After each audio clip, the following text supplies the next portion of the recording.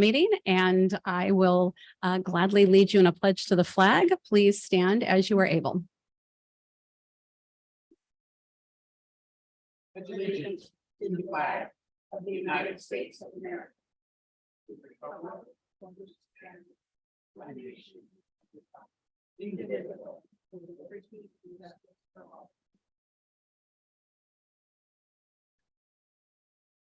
Thank you. Roll call, please. Councilmember Borbo. Here. Councilmember Daris. Here. Councilmember Newsom. Here. Mayor Pro Tem Funk. Here. Mayor Moreno. Here. All present. Thank you. Well, for those of you attending in person, welcome. If you're listening on Zoom, YouTube, wherever you might be on 1230 channel 20, so glad you're with us tonight. If you would like to speak by phone on anything on our agenda or under community forum, you can do so by calling the following number: 669-900-6833. Again, that phone number is 669-900-6833. And when you call, you'll need to type in meeting ID 889-2347-9018. Again, you'll punch in meeting ID 889-2347-9018. Can I get a motion to approve the agenda? Also move. I'll second. We have a motion by Councilmember Borbo, a second by Mayor Pro Tem Funk. We will waive the reading in full of all ordinances appearing on this agenda, and the titles of the ordinances will be read aloud by the city clerk at the first reading after the motion and before the city council votes. Roll call, please. Councilmember Borbo. Yes. Councilmember Daris. Yes. Councilmember Newsom. Yes. Mayor Pro Tem Funk. Yes. Mayor Moreno. Yes, ma'am. Motion passes. Thank you. We have a presentation, our 101 North San Luis Obispo County Comprehensive Multimodal Corridor Plan. And Mayor, I can introduce the item. thank you. This is SLOCOG Yes, is working on this I'm very familiar. plan on the North County Multimodal Corridor Plan, and DKS, Kendall Flint from DKS is going to present this remotely. And Luke, I think I don't know if you made her a presenter or not. Okay. Looks like she's all ready to go. I Wonderful. believe Welcome. John D'Annunzio from SLOCOG is also on. It's an attendee. Well, thank you very much, Nick. Again, I'm Kendall Flint. I'm the I'm the task manager for public engagement for this project. Super excited. I'm sorry I'm not there in person, but I'm going to be there tomorrow all day and the next day. But I am very excited about talking with you all tonight about what we have as part of this particular project. Many of you know the fun that is the 101 and 46 confluence, whether you're on 46 and going to 101 or you're trying to get the other way, it's a real challenge. And so one of the things that we're looking at in this study area is really looking at the Cuesta grade to the Monterey County line. And then we're also including SR 46. And if you're familiar with the area, which I think everyone here tonight is, you know, there are some challenges. So one of the things we're looking at are ways to envision improvements or enhancements that will help us connect this area in a multimodal capacity. If you've ever had the fun that is making that left-hand turn off of 46 where you're getting onto 101 on a weekend, you know exactly what I'm talking about. But it's not just cars. We're also talking about bike and pedestrian access, as well as our wine growers moving goods to and from different areas. So it's on ramps, it's off ramps, it's all these different things. And when we say multimodal, which is really a transportation term, it just means that we're talking about all the ways that people access these areas in any given day. So the plan objectives really are to figure out ways to build on the mobility master plan, which is established in 2014, and then also to set up the area so that it will be very attractive for grant funding. And I think, as most folks know, the ability to attract grants from the state and federal level are very important in order to fund some of these projects that are really so important to the region. So the study looks at what we call a cost benefit analysis, which is looking at the cost of a proposed improvement and the benefit, like how many people does it reduce greenhouse gas emissions? Does it help you move safer through that area? What are the various pieces that go in there? And this all really connects with the San Luis Obispo Council of Governments commitment to connecting communities, which is making sure that whether you're in Paso or Atascadero or Templeton, or visiting from other areas in California that have grown to love the Paso wine region. We want to make sure that this process is something that is going to be positive and safe for all these folks. So one of the things we're looking at are examining the current and future functions and looking at all the areas where we could have improvements. I'll talk about this in a very brief second, but we've already completed what's called the existing conditions report. And this is a snapshot of what the current conditions are in the project area. And that can be everything from safety to wait times, all these different pieces. And it builds on previous efforts with our partners at Caltrans and work that's been done by the city of Atascadero and the city of Paso Robles, as well as the county, on how people want these things to get better for them. So one of the issues here is really looking at a plan that prioritizes particular investments that might do the best in terms of impact for our local agencies and for our visitors and well as our residents, and then looking at how that can be implemented in all these different areas. So when you look at this, we want to be consistent with both state and federal planning and also with Caltrans. One of the things that I think many of you are familiar with, or maybe not if you haven't had that fun or aren't a transportation wonk, but there's definitely Caltrans is a partner, but we do have to be consistent with sort of the long-term plans that they have for the 101. DKS and our partners at SLOCOG have worked previously on the 101 South, and that's in the Pismo 5 cities area. We've been able to secure additional grant funding in those areas to help them implement some of the things that came out of the plan.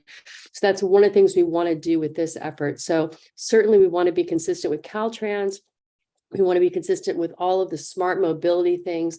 And that's just best practices in terms of transportation planning. And then at the end of the day, we really want to be able to secure competitive grants. One thing you need to be aware of is that the San Luis Obispo County region is currently not a self-help county, which does constrain us a bit in terms of being able to come up with matching funds for grants. But that being said, there are still grants to be had, and there's still grants that we've been successful in getting.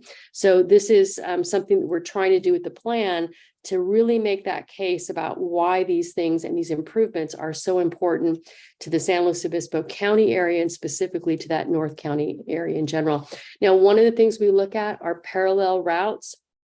I think we've all done this at one point or the other, which is basically when you get off 101 or 46 and you use an alternate route to get to places. So are there opportunities for us to look for additional funding to make those access points easier, more efficient, that sort of thing? So that's one of the other pieces, again, building on work that's been done by Wallace Group and some other folks within the area to make sure that we're building on what has already been established. Now, over the coming weeks, we have all kinds of engagement and outreach. I'd like to draw attention to our project website, which is US 101 northcountymmp.com. And what's important about this, it has information about the project itself. The current existing conditions report is also there, and it'll also have information about upcoming events and opportunities for public engagement. We've already had a workshop in the city of Paso Robles. We'll be doing one in Atascadero in the coming months, but we really are excited about this interactive mapping tool that we have on the site there, and it allows people to actually share comments, kind of if you've ever used a Google map to figure out where you're going to go, where you have a particular concern about safety or access or traffic that we can look at, and then we marry that up. This is also an opportunity to sign up for project updates. So we can tell you what's happening as we go through this process. And then here, I just want to show you again, this comment capture map. By the way, for folks that may speak other languages, when you go on there, it's, I think it translates in 80 or 90 different languages. But the idea is to drop a pin and say, this is a place I have a concern. This is a place I'd like to drop my bicycle off so I can get on transit to get from a point to another. This is a place where I have a concern about crossing a street or accessing either a freeway or a highway or other roadways that are in the area, and also just general comments. This is going to remain open, likely through Thanksgiving, maybe a little bit later. And then we're using all these comments to match up with the technical data, which really talks about actual crashes, actual impacts, things like that. As part of this process too, we're also doing a number of presentations and engagement at we call them pop-up events. I've already been to Rotary. Thank you to the mayor. We are now going to be at Kiwanis. We're also doing work with Visit Paso. We'll be at various other community events over the next couple of months. And these, I think, will all contribute. Tomorrow, I believe I'm at the Rotary at Spring Hill Suite, so I'm excited about that.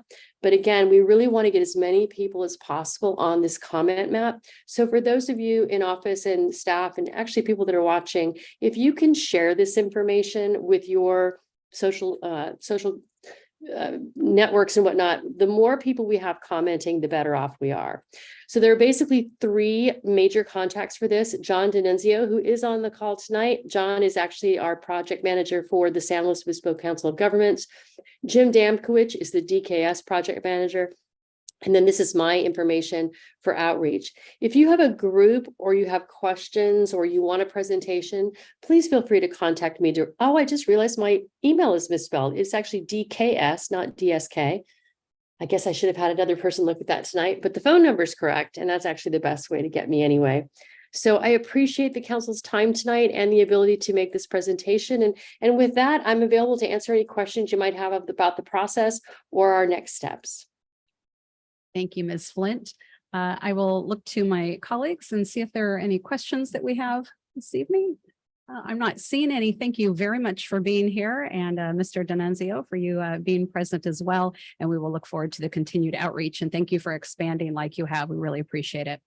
I just have to say a quick shout out to your new city manager, Jim Lewis, who's one of my favorite human beings. And I just am so excited to see him in Atascadero. So nice to see you, Jim. We're excited to have him here too. But I know you're there. Thank you, Ms. Flint. Okay. Good night, all. Good night. Next on our agenda is our consent calendar, and the consent calendar is considered to contain items that are routine and non-controversial and can be voted in one motion unless there's a member of the public or council wishing to pull an item. And so I will look to council or the public. I will say I would like to pull out A6 just for some clarification and a little extra emphasis. Are there any other items that any member of the public would like to pull or any member of council? All right, I'm not seeing any. So could I get a motion on items 1 through 5 and number 7? I will so move. I'll second. We have a motion by Councilmember Bourbeau, a second by Mayor Pro Tem Funk. Roll call, please. Councilmember Bourbeau, Yes. Councilmember Daris, Yes. Councilmember Newsom, Yes. Mayor Pro Tem Funk, Yes. Mayor Moreno. Yes, ma'am. Motion passes. Thank you. And I think I will turn this to our city manager again. I know we have a point of clarification, but also we do have a member of public here who has rightfully brought up the issue with Del Rio that I think a lot of our residents have been concerned about.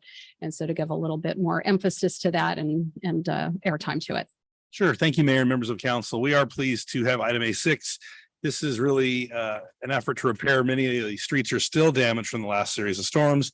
I appreciate the Public Works Department's efforts to be creative and finding approaches to get these done quickly before the storms come through.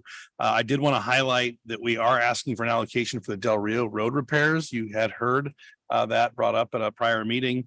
And I think that we were looking at trying to go to bid on this thing. There was 2 issues on pricing because the contractors are very busy and it was just outrageously expensive if we could even get a bid. The second thing was there are some unique permitting issues as far as the encroachment permit with Caltrans, if the city's doing the work versus a vendor doing the work. And so I really appreciate the Public Works Department being creative, putting their heads together on this and coming up with the idea that the city can do a good bit of this work and then subcontract out for work that is outside of our skill set.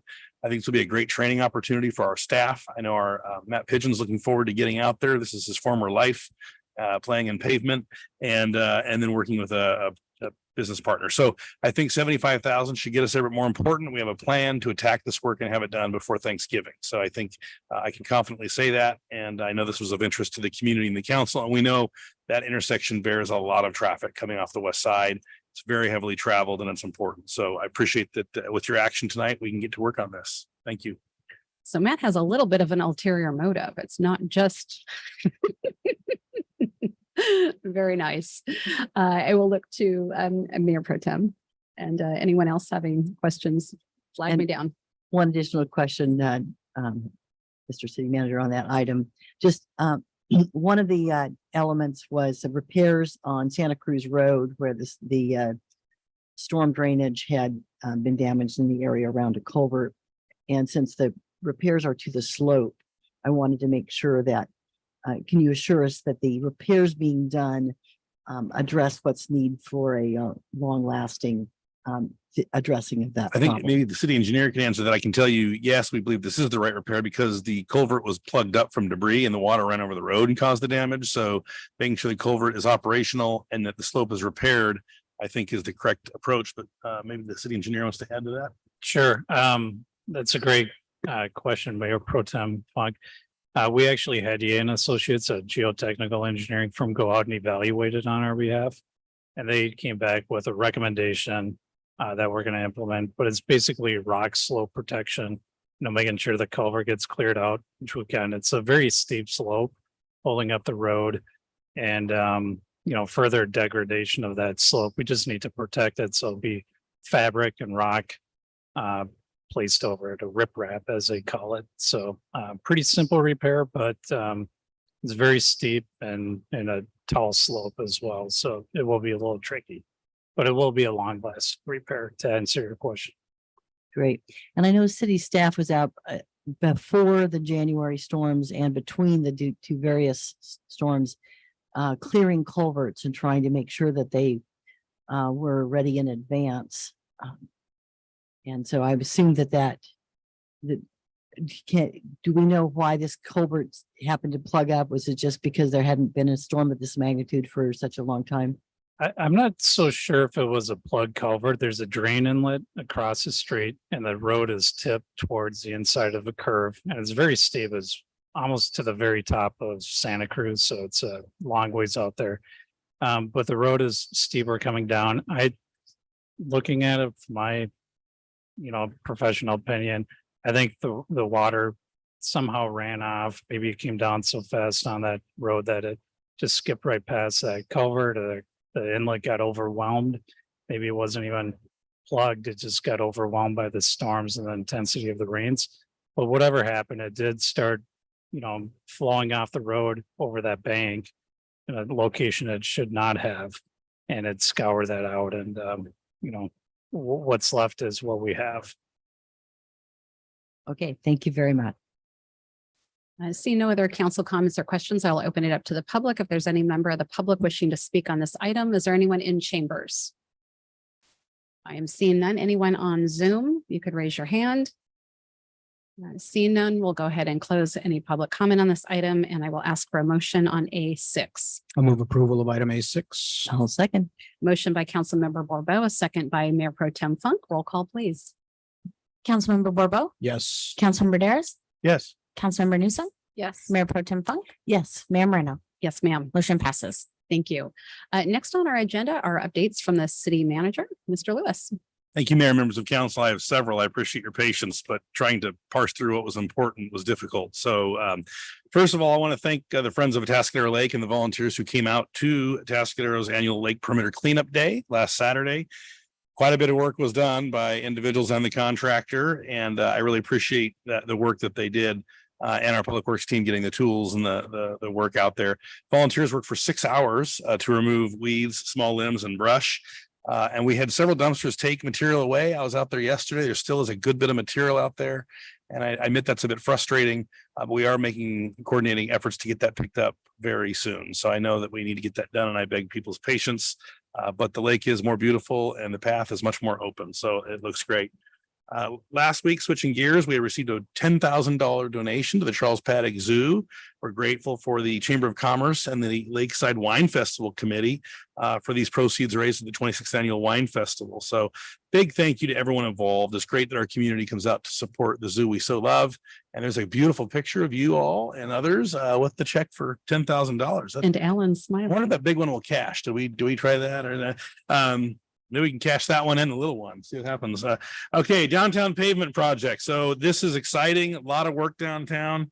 I was with Councilmember Barbeau today as we were talking over a few things, and we could hear a jackhammer, and I looked at him and said, "That's the sound of progress." And phase 2 of the downtown pavement rehab is well underway. So this week, demolition of the curb ramps at City Alley number 1 and Palma Avenue will continue. Next week, now this is the exciting part, demolition and actual paving work will begin on Entrada on November 1st. So we're going to get through the Halloween extravaganza, which we'll hear a little bit from now. And we'll begin the setup on November 1st, grinding on the 2nd. Entrada will be closed to traffic and parking on November 2nd and November 3rd until 4 p.m. So we're trying to get out of there and button this up. So the condition of the street will always be passable. We'll try and mark parking spaces temporarily because the surface paint will be off.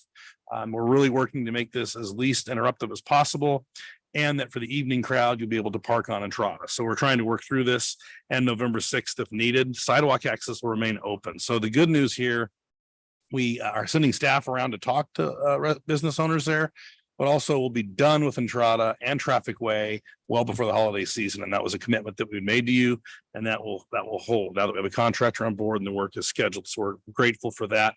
And staff has really worked hard through the website, the banners, the updates on the street, talking in person, email to keep our business owners and communities informed as possible. Beginning October 30th through November 1st, demolition and construction will be taking place on the curb ramp at West Mall and Palma. And on November 2nd, construction of the curb and gutter will take place on West Mall on the east side along the Atascadero School District offices. That'll be really nice to have that cleaned up. Also downtown, the broadband work is going on. So this week, utility work is taking place on Lewis Avenue on the southwest side of the parking and bike lanes, and East Mall on the south side at the edge of the sidewalk. Next week, broadband work will continue on Lewis Avenue and East Mall. They're actually boring, so they'll have bore pits where they're coming in and actually putting the fiber under the street. So that's what you'll be seeing. And then on Traffic Way on the south side and the parking and bike lanes. During the broadband utility work, sidewalk and road access will be maintained. Parking in the areas may have some temporary impacts where the boring equipment is. So we really appreciate cooperation during this period. We'll keep working with contractors on the schedule and keeping people updated. But this is progress, having fresh roads, accessible sidewalks, a new broadband effort that will significantly improve speed and bandwidth for downtown, helps us invest further in downtown and supply internet to more people. And so this is just a great update. Switching gears, if you didn't get your spring cleaning done, you can do some fall cleaning. It is time for our waste drop-off day at the Chicago Grade Landfill. And so this is really important. This is your chance to get rid of extra household waste for free now through October 28th from 7:30 to 3. So what you need to do first is go to the waste management office located at 8740 Pueblo Avenue, Suite B, or call them at 805-466-3636 to get your voucher. And then when you go to the landfill and your personal vehicle, no trailers, so your SUV, your personal truck, etc., with your stuff, you can present your voucher. They'll be allowed in for free, and you can dump your things, one voucher per household, and residents must unload the items themselves. But this is still an opportunity to fill a car with things that you've been wanting to get rid of. So again, get your voucher first at the waste management office at 8740 Pueblo Avenue. All right, now let's get scary. We have some, I love when Terry writes these, but fabulous activities for Halloween. It's upon us. And let me share with you some of these things. We have Russo's Spooktacular. I gotta make sure people are still listening. I'm getting long. Russo's Spooktacular Halloween House is open for spectators. This is at 7720 Cortez Avenue in Atascadero from 7:30 until about 10:30. Mark's a former employee of ours and loves Halloween, and you can see the lights and it's a spectacle. He's been doing this for 8 years with his family to put on a Halloween house experience. So from now to Halloween, you can see the front yard, the lights, the spooky characters, but you can't go in. You want to go in, you got to do that on Halloween. So all visitors will be welcome, and the event is free. Mark appreciates donations. So it's nice to see our employees contributing to the community after retirement, right? Pretty neat. Okay, the zoo then, another scary activity, the Zoo Boo, October 28th from 5 to 8:30. Get your best costume ready. I may be in a costume that you'll have to see to believe. Out to a not too scary evening at Zoo Boo. The Halloween spirit abounds from spooky decorations, carnival games, Halloween activities. We have a new maze. We might be doing some interesting things with pumpkins. I'll leave that to be surprised. A haunted house and treats. So it's $16 per person regular, $15 for members, and tickets are available at the event. And under 2 is free. We appreciate Pure Pediatric Dentistry, Country Touch Cafe, and the Coastal Communities Physician Network, and our in-kind sponsor, 5 Star Rain Gutters and Waste Management. That allows us to do Zoo Boo and do it well. one more Halloween, well, actually two more Halloween activities. This is a pretty cool town for Halloween. Take this Halloween town. On October 31st from 5 to 8, we have trick or treating on Entrada. It's a safe, family-friendly Halloween. We will have a newly added haunted house created with the dying expertise of the haunt, a hay maze sponsored by Atascadero Hay and Feed, live music by Traffic Records, and a lot of costume contests. Our very own Atascadero Police and Fire Departments will be offering opportunities to check out a fire engine in the 55 Chevy, plus trick or treating. It is free and brought to us by our fabulous downtown business owners in the Business Improvement District. The Chamber of Commerce will have more information on that. And finally, for Halloween, at least, our first Friday is back on November 3rd. Our last one was terrific. This theme is the Dia de los Muertos, the Day of the Dead. And the kickoff starts at 5:30 at the Plaza on El Camino with a special folkloric dance group, Ballet Folklorico Flor de Luna. How's that? I tried. Followed by Aaron and the Earthquakes performing a unique blend of rock, funk, blues, and jazz, covering original music. So great dancing. We'll have food trucks from Bear City Social at the Plaza to Chaco's Mexican Grill at Kula Vineyards and Super Fiesta at Central Coast Distillery. So, and then we'll have a wandering mariachi Mexicanismo moving around, playing mariachi throughout downtown. So, hey, how about it? Thank you to the North County Restaurant Group that comprises a brew house, Barling Boar, Cielo, and Street Side for sponsoring this event. I'm almost done. Holiday Boutique. Wow, holiday shopping is coming. It's right around the corner, but at the Pavilion on the Lake, Saturday, November 4th. That's like next weekend. So it's coming from 10 to 3 will be the Holiday Boutique at the Pavilion. It's a one-day craft show, and it's the only place you'll find over 50 vendors with unique and one-kind gifts. So that special person you're looking for, this unique, it could even be yourself. Go to the Holiday Boutique and get something amazing. And so I have 3 more things quickly. In our police department, I know members of our community enjoy listening on the scanner to our police calls for compliance reasons with CLETS and the State Department of Justice, for safety and just for signal reliability and clarity. We will be switching over to a digital signal that is encrypted. And so this is going to be occurring sometime next week, I understand. So scanners will not work on that channel. So this is something people may notice, go dark. And this is for us to be consistent with state DOJ requirements.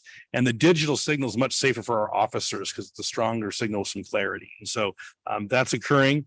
Also, I wanted to share with you that Fire Station 1 and the police station kind of public safety renovations are kicked off. So we had our first project kickoff meetings a couple of weeks ago with the goal being the decision has been made that we're going to build the fire station where it is. So we tried to work with the state. We appreciate Senator Laird's efforts there. But I think it was just very difficult as far as property exchange and what the state was looking for. And so the Armory site is what it is. The Department of General Services, in cooperation with an executive order of Governor Newsom, will likely put an RFP out for that for affordable housing project there. I know there's some interest from county affordable housing providers. We will build Fire Station 1 where it is, which there's plenty of room. I know the fire chief is excited. His kickoff meeting is tomorrow at the police department. We'll be doing a modernization and renovation of that building. We met with the architect and the construction manager last week for 7 hours. I think it was a long meeting, but we're underway. And I wanted to share that with the council and the community. We're all very excited. I was out of Station 2 as well with the fire chief today, looking at a few things we'll need to do there as well. So that is underway. My goal would be to come back to you early 24 with some pictures and site plans and timelines and a budget. And that'll be exciting as we continue. The last thing I have is on a more serious note. I'd like to reflect in memory. The Atascadero firefighters in the city of Atascadero are mourning the recent loss of a beloved member of our fire family, retired engineer Dave Payton. Many of you may have remembered Dave Payton. There he is, man, that mustache. I love that. Dave served the Atascadero community for over 30 years, beginning his career in 1978. He retired in 2010. His contributions to the department were numerous. He held the titles of firefighter, engineer, paramedic, fire investigator, and technical rescue expert.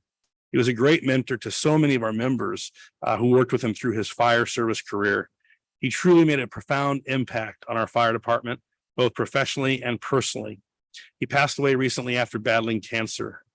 He will greatly be missed by all those who had the honor of knowing him. So much so that services are being held this Saturday in Idaho And several of our firefighters who worked with Dave, including Chief Bryson, will be attending those services to represent and honor his life.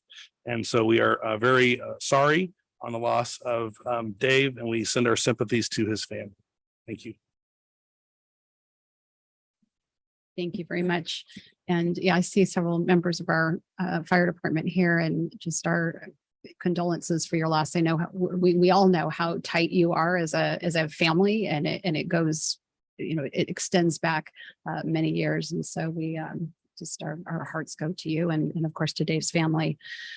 And what I've always found interesting is there is sort of the unofficial Fire Station 3 that we have in Idaho. So the appropriate place to celebrate a life well lived.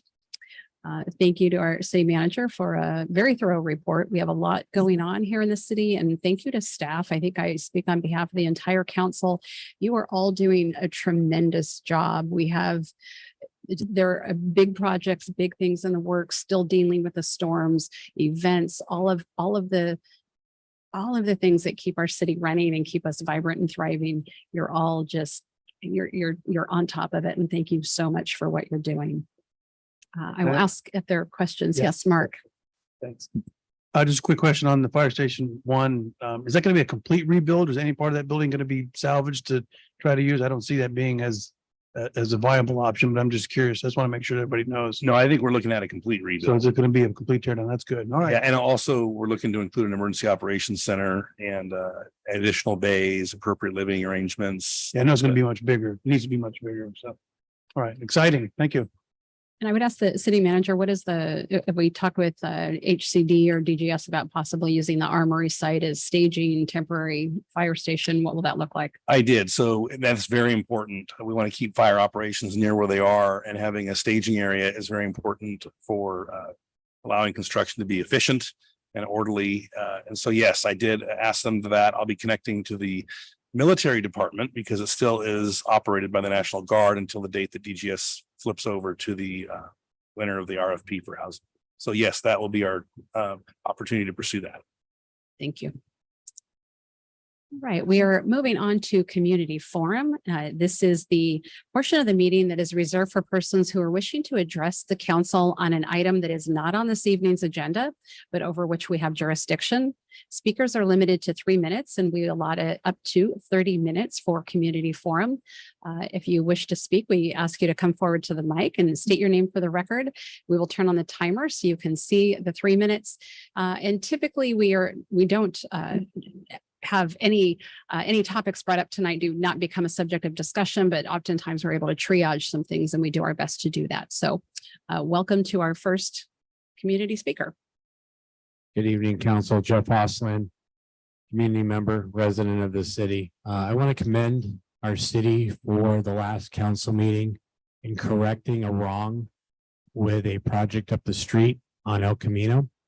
I will say that there was 4 poor souls trying to get into a place that were, having a lot of trouble because they couldn't get a final. And I think the council made a great decision. And I think what the city did to hold that developer accountable should be commended.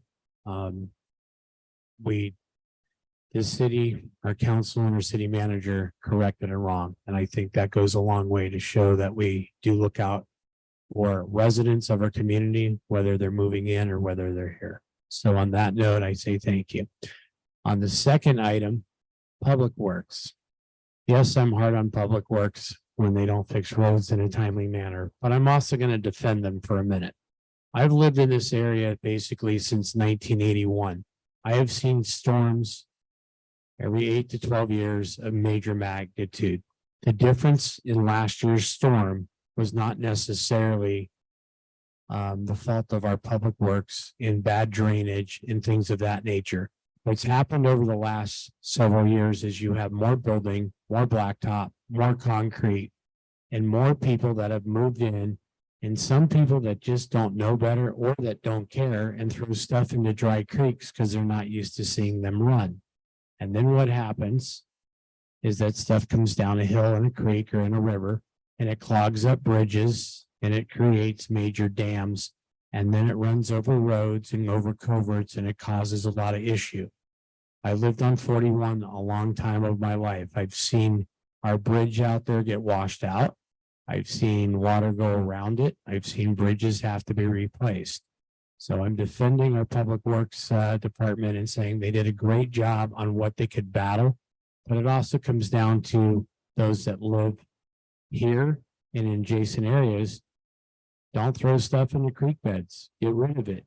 Mulch it up. Take it to the dump. Do what you need to do, because this also adds to our flooding and our roads decaying and the earth moving and landslides and costs the city millions of dollars in repairs. Thank you.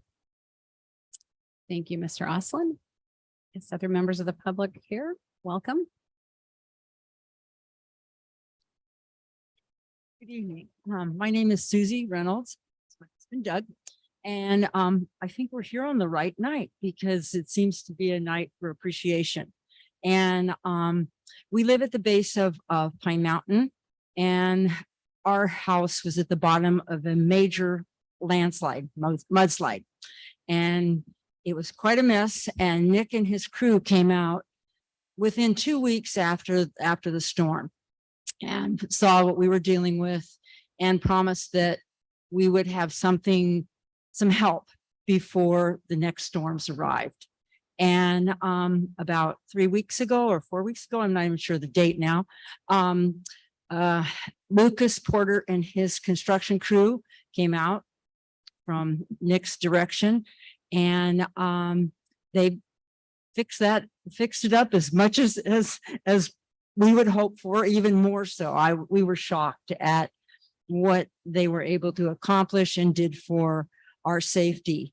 We look up at this slide and we don't sleep really well, or we weren't, and thinking about the possibilities of what could happen in the future.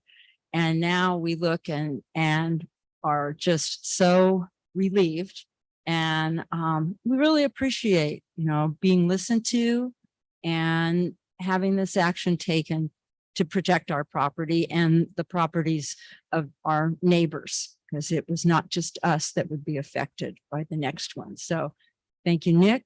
And Ryan Hayes also really was integral. And I do want to give a plug to Lucas Porter and his construction company. They were amazing and were so kind and so thorough, and left the area nicer than when they arrived. And our road got cleaned up a little bit, as much as it could. It's a mess, but they did a really, really complete job, and they were very easy to work with. So I really recommend them if you need people for future projects. Did you want to say anything else, Doug? And thank you very much for approving the project. That was the big story. That was the key. Yeah. So thanks, everybody. Thank you. I'm not seeing anyone else in chambers. I will look to Zoom and see. Let's see. We have Devin. So if we could bring Devin on, Luke. Good evening. Do you have me? Yes, we do. All right. We got audible this time. I'll be short and sweet. Thank you for having this quick moment. And I just wanted to relay, I know the technology is out there for Zoom, and I was hoping that the city council was looking into exploring DRC and planning commissions to have both those meetings on a public device like Zoom or Microsoft Teams.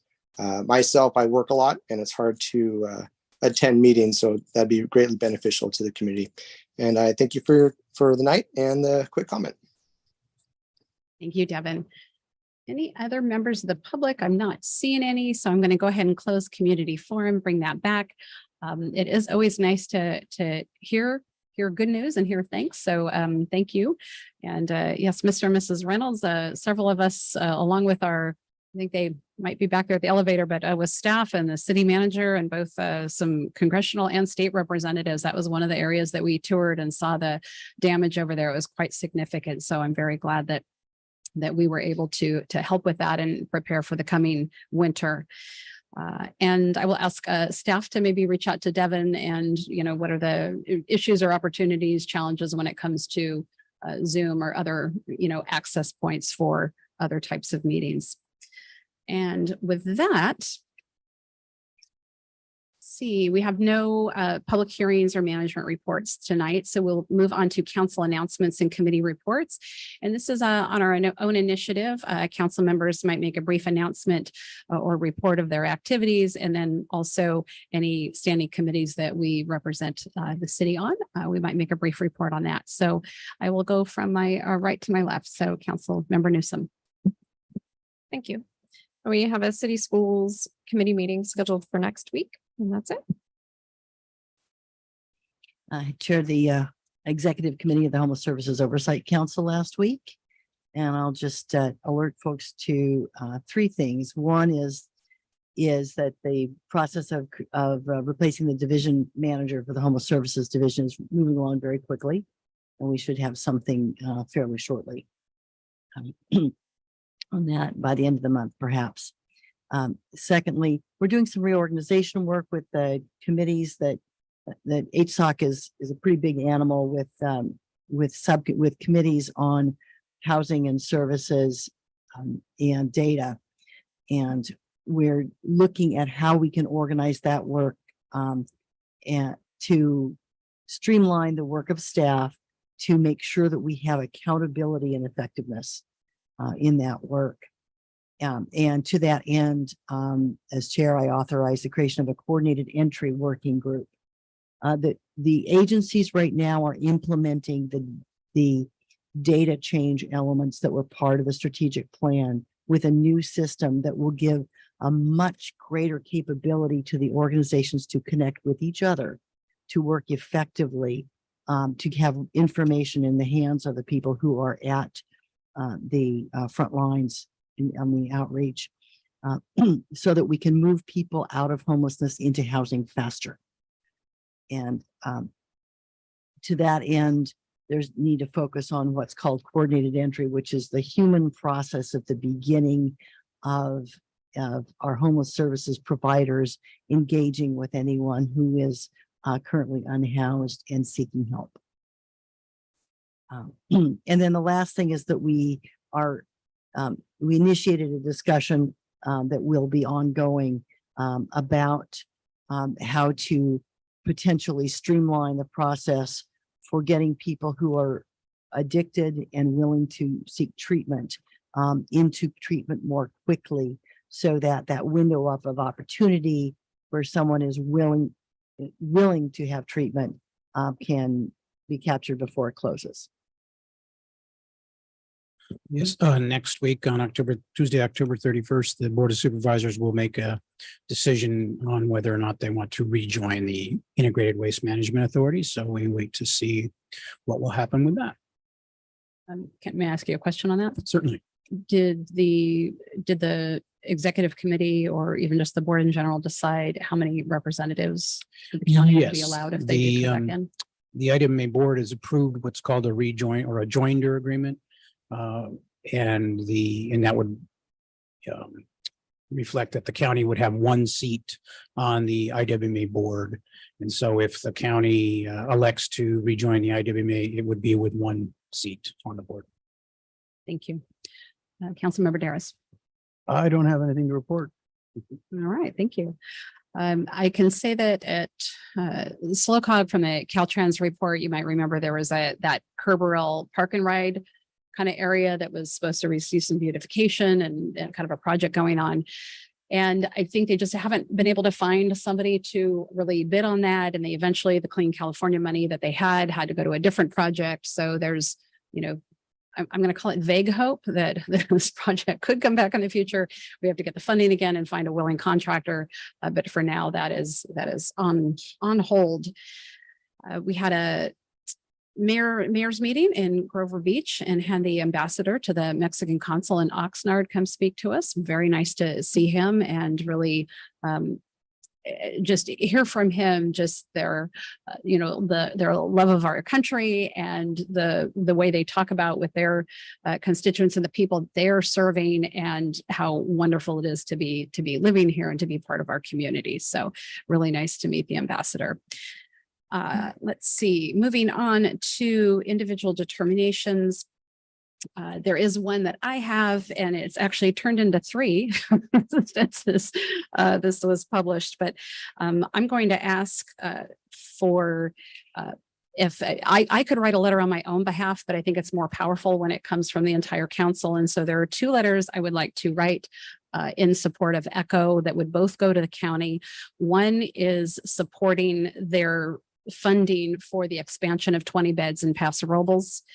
The other is for the NOFA, which is their standard annual request that they make of the county, but the county is changing the way they do that. And so now letters of recommendation are weighted towards their receiving of their annual funding. And so I would ask staff to write a letter that speaks to the importance of ECHO to our community, and that would be for the NOFA funding. The other one, why it's important to have that regional North County presence when it comes to ECHO and why we support that. The third letter would be supporting Allen Hancock College in their they're going to be making an application to the Board of Governors of the California Community Colleges to offer a bachelor's degree in applied professional studies. I think from the standpoint of economic development and looking at education as one of those pieces, I would like to write that letter of support. So I wanted to see if I can get a quick thumbs up from my council members if there's any concerns. Question on the third one. Sure thing. Certainly support the first two. Is Cuesta, I mean, Cuesta would seem closer to home to us in terms of writing such a thing. Is Cuesta not pursuing the same thing? Cuesta has their own thing that they do, and I actually think they do have a 4-year degree or potentially pursuing one. I'm looking at this more from the minor role that I have though on reach and looking at this more regionally and being able to support Allen Hancock as that is if we look at reach being bigger than just San Luis Obispo County. So that's why I would be doing that. I'm assuming, I mean, certainly there are people in San Luis Obispo County, I don't know about the North County, that attend Allen Hancock. But I guess for that particular purpose, there might be people from the North County that attend there. Mayor, if I may, I received a letter from Superintendent at Allen Hancock today. It was sent to the county administrator and city administrators. And he said, Jill Stearns and I are grateful for the support you provided for the proposed baccalaureate degrees we intend to submit at Cuesta College and Allen Hancock College. So I take it that while this sample letter is for his college, there is an effort by both of them to be recognized to be able to offer this baccalaureate degree. So if we can have the general direction that yes, as whether it's Allen Hancock, it's Cuesta College, as these entities are requesting the support letters, would you agree that we can? Yeah, I mean, I would prefer that the letter include the words Cuesta. So there's a direct correlation. If they want If it's it, relevant. if they Yeah, want if it. it's So we relevant. literally just got this today, so tried to piece through that. But if there's any heartburn around the issue, then certainly No, I don't I have would. heartburn. I'm just am and probably going to be a stickler on commenting on issues outside of our. Again, and I'm taking it more from that regional aspect Yeah, of, so- contributing to economic development. But I get your position that I'm not game for commenting on everything under the sun. Right.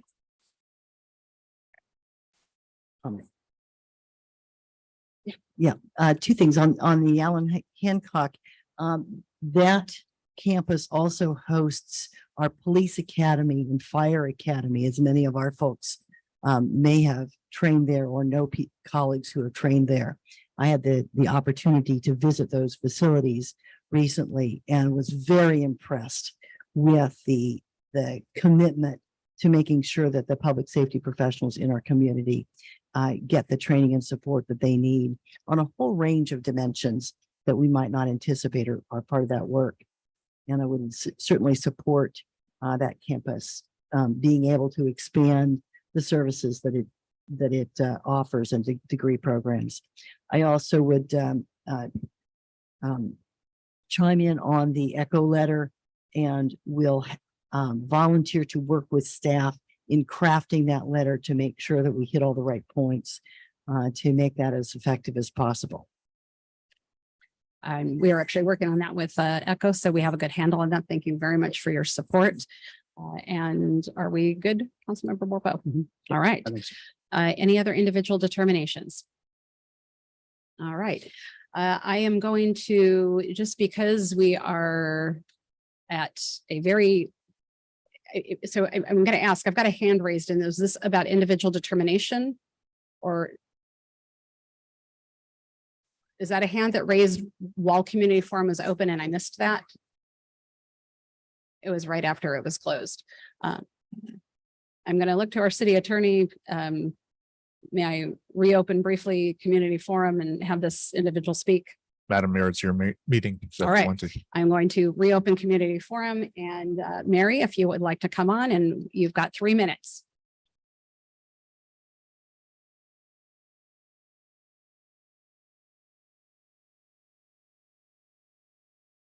Mary, you're muted. We cannot hear you.